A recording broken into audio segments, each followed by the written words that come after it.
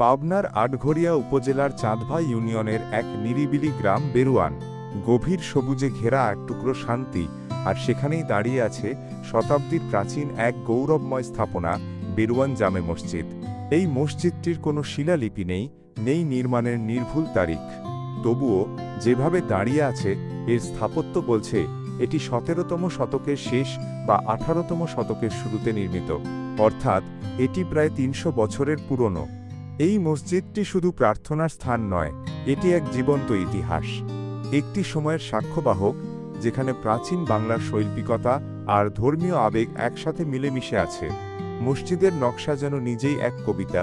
৩টি চমৎকার গম্বুজ, ৪ কোণায় দৃঢ় অষ্টভুজাকৃতি বুরুজ, প্রবেশপথের খিলানগুলোতে অসাধারণ কারুকাজ, আর পশ্চিম দিকের মিহরাবে সূক্ষ্ম অলঙ্করণ।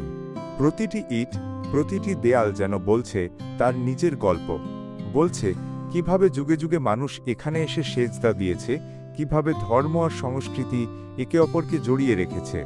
পাবনার বুকেই লুকিয়ে আছে এই রত্ন।